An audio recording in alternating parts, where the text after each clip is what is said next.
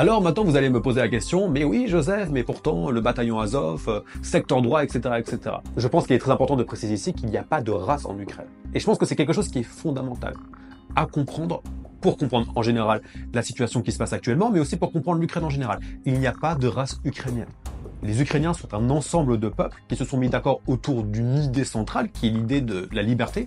D'ailleurs, on peut revenir déjà aux travaux de Voltaire, qui parlait déjà à son époque de ces Cosaques qui avaient une soif presque excessive de liberté, parce que Cosaque, ça veut dire homme libre. Et en fait, l'Ukraine s'est formée autour de peuples qui ont choisi de fuir aussi bien le servage polonais que le servage de l'Empire russe et se sont réunis autour des confins du Dniepr. Donc il n'y a pas de race ukrainienne, par contre il y a énormément de peuples différents, il y a des Boyko, des Hutsul, des Lemko, il y a des Tatars, il y a des Krimtchaks, il y a des Juifs. Après, en ce qui concerne Azov, bien sûr qu'il y a des mouvements qu'on pourrait qualifier d'extrême droite, des mouvements très